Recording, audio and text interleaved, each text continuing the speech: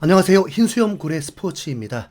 엔지 감독이 프리미어리그 9라운드를 앞두고 기자회견에서 예상치 못한 손흥민의 상황을 전했는데요. 또 부상이라고 합니다.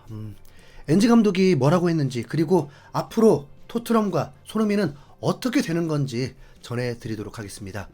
토트넘은 유로파리그 3라운드에서 1대0으로 신승을 거두면서 유로파리그 3연승과 함께 토트넘 2경기 연속 승리를 거두면서 다시 순항을 하게 되었습니다. 주전 선수들도 대부분 무리하지 않았기 때문에 리그 경기도 기대해 볼 수 있었습니다.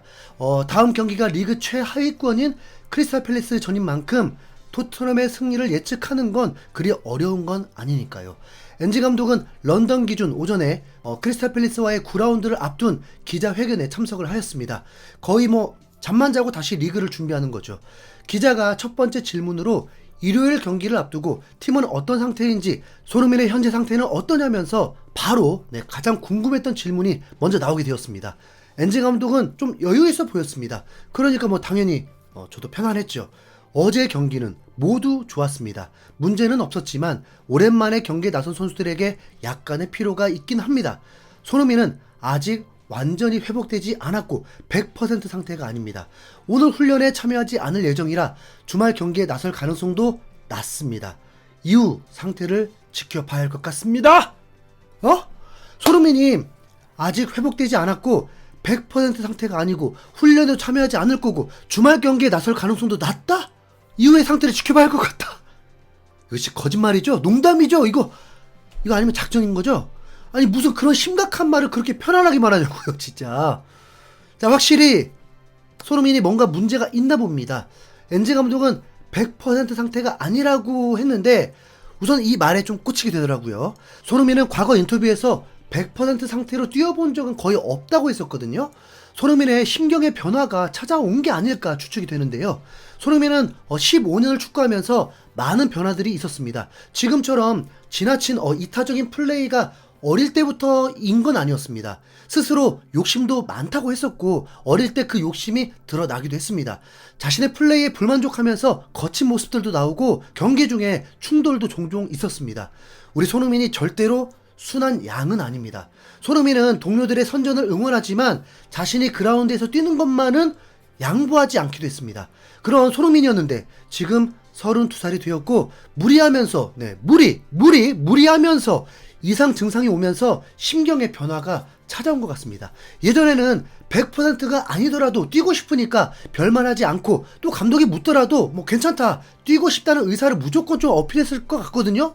근데 이제는 모든 걸 조절하는 게 아닌가 싶습니다. 손흥민은 본래 100%가 아니어도 뛰었다니까요. 맞잖아요. 인터뷰 첫 답변부터 완전 좀 김 빠지게 되었습니다.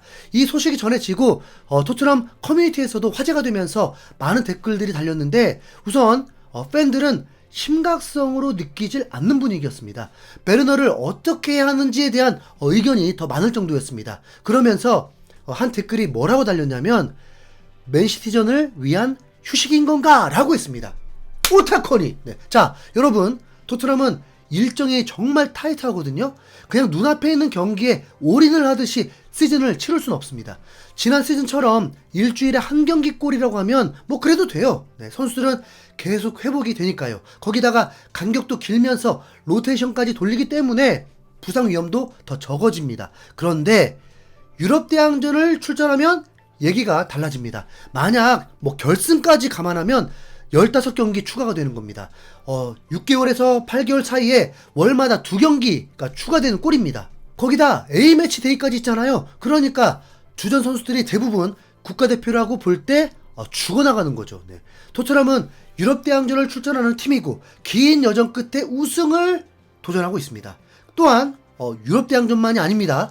엔지 감독은 이번 인터뷰에서 자신감이 넘치는 말들을 이어갔는데 한 기자가 지난 시즌과 비교할 때 올 시즌이 어떠냐는 질문이었는데 선수들도 성장을 했고 보강도 됐고 경기력도 더 좋아져 있다면서 12월이 되면 우리의 순위는 더 높아져 있을 거라는 확신에 찬 어조였습니다. 팬들과 전문가들은 토트넘이 리그 우승 후보라고 한 적이 없습니다. 4위 싸움을 하는 팀이라고 봅니다. 8라운드까지만 봐도 원정에서 승리는 중하위권 메뉴전 말고 없거든요. 이러면서 우승 후보라고 말하는 건 좀 허풍이죠. 하지만 선수와 감독은 끝까지 가봐야 안다고 하고 리그도 우승에 대한 희망을 버린 적이 없습니다. 거기다 카라바오컵, FA컵도 있죠. 맨유의 테나흐 감독이 맨유의 위상이 추락하고 있고 현재까지 유로파리그 3무에 리그 12위로 추락해 있는데도 살아있는 거 이상하다고 느껴지지 않습니까? 딱 하나입니다. 2년 연속 우승컵을 들어버렸거든요. 올 시즌 유로파리그 나갈 수 있는 팀이 아닌데 FA컵 우승을 해버리면서 자격을 얻게 된 겁니다. 컵대회 우승만 있어도 감독이 잘리지 않아요. 네. 챔피언스리그 준우승과 카라바오컵 결승에 올라 있어도 잘라버리는 레비 보세요. 네. 우승이 그렇게 중요합니다. 토트넘에게 카라바오컵도 중요할 수밖에 없죠. 현재 팬들도 우리들도 카라바오컵이라도 라고 합니다. 네. 카라바오컵이 쉽나요? 솔직히 유로파리그 우승보다 더 어려울 수 있습니다.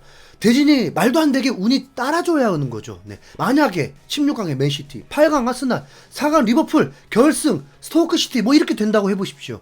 우승 장담할 수 있습니까? 매 경기가 챔스 결승전이 되는 겁니다. 하필 토트넘은 16강에서 맨시티를 상대하게 되었습니다. 그럼 맨시티를 만났으니까 또 포기를 해야 됩니까? 지금 토트넘이 맨시티를 상대로 무조건 패배한다? 혹시 그렇게 생각하는 분들 있으실까요? 그럼 이건 어때요? 맨시티에 지금 데브라이너, 로드리, 도쿠, 그릴리시, 카일 워커까지 다 아웃된 상황입니다. 그럼 이건 어때요? 과르디올라 감독이 카라바오컵 32강 승리 후에 올인하지 않겠다고 선전포고를 해버렸습니다. 토트넘을 상대로 완전체를 해도 승리를 장담할 수 없는데 마음 바꾸기 쉽지 않을 것입니다. 엔지 감독이 당장 오늘 펼쳐진 경기에 올인이 아니라 플랜을 잘 짜야 한다면 손흥민이 맨시티전에 출격할 수 있도록 하는 건 매우 현명한 선택일 수 있습니다. 물론 그래도 만약을 대비해서 크리스탈 팰리스전에 명단에 들어가 있고 몇십 분이라도 뛰게 하는 것도 중요할 수 있지만 많은 변수들이 도사리고 있는 데다가 토트넘의 공격수들을 경험을 통해서 끌어올려야 하는 미션도 있습니다.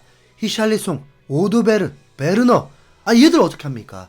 히샬리송은 스트라이커라고 해도 왼쪽 윙어도 충분히 가능한 선수이기 때문에 어디서든 경기 감각 끌어올리기 위해서 조금이라도 뛰는 게 좋을 거고 오드베르 자칫 진짜 베르너 골 날 수 있을 정도로 한 게 없습니다.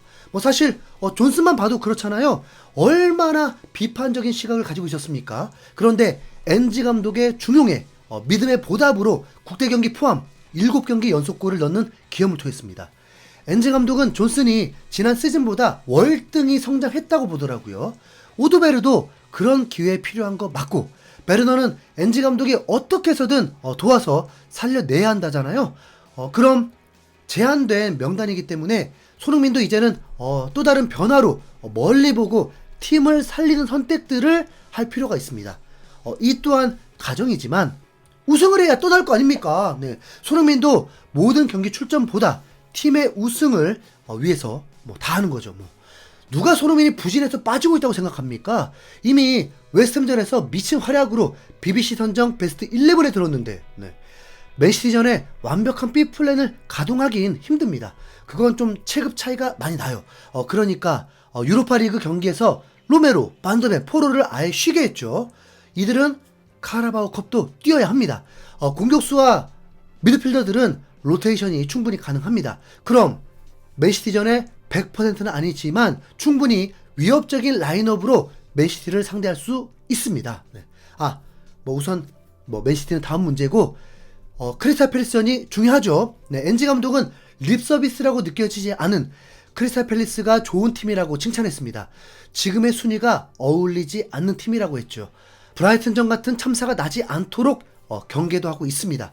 이 경기를 이겨야만 원정에서도 약하지 않은 강팀의 면모로 전환될 수 있을 텐데 크리스탈 팰리스 정도라면 손흥민 없이 이겨야 하는 것도 맞잖아요. 네. 손흥민을 볼 수 없다는 아쉬움은 분명 매우 크지만 승리하고 딱 4일만 딱 4일만 기다려봅시다. 그때 우리는 손흥민을 볼 수 있을 겁니다. 이상 흰수염고래였습니다. 감사합니다.